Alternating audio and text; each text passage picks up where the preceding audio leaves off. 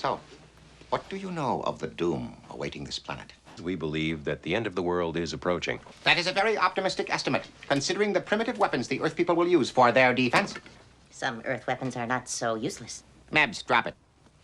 Well, You know, it's no coincidence that SNL's Coneheads are the byproduct of Canadian comedian Dan Aykroyd.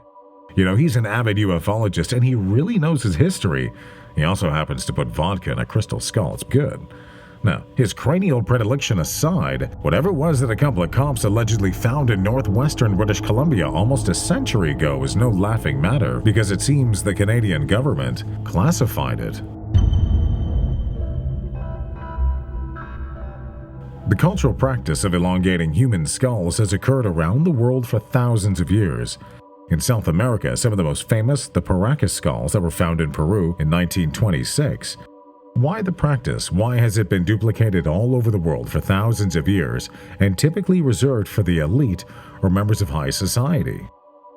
Now, some believe it could be about emulating the heads of extraterrestrials or gods, like those depicted in ancient Egypt or Sumeria, which, curiously enough, does bring the story back to the unforgiving wilderness of northwestern Canada.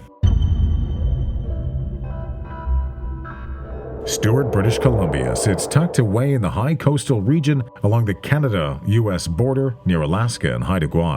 And it was here, back in 1938, Constable Larry Requa was out searching for a missing trapper in the wilderness when he found something a lot more mysterious.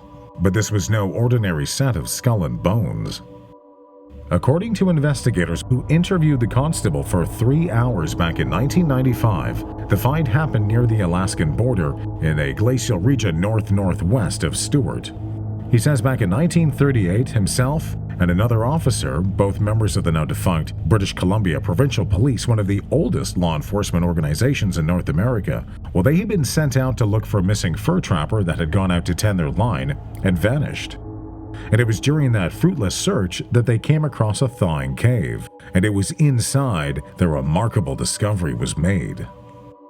According to the story, once inside the cave, there seemed to be tunnels that wound vertically upwards, except they weren't normal tunnels. According to the constable, it was as if they'd been made with a boring device. The walls were smooth to the touch. They didn't seem natural. And that's interesting because that description reminds me of another mystery, the Lomas Rishi Caves in India. Now, these caves made potentially thousands of years ago, no one's really sure, and they don't know made by whom, have been crafted with laser-like precision, absolute perfection, the kind that would be hard to duplicate even now today. No one knows how it was done or who did it. Which brings the story back to northwest British Columbia. It was inside these tunnels, the constable says. Now, the main passageway came to a chamber, and inside were 5 skeletons laid out in front of an altar, all of which had elongated skulls, just like the ones found in Paracas, Peru, or depicted on temples in ancient Egypt or Sumeria. Now, the practice of elongating skulls has been documented in North America, most recently in the Mississippi Delta, done more than 1,000 years ago, but never as a practice documented in northern Canada.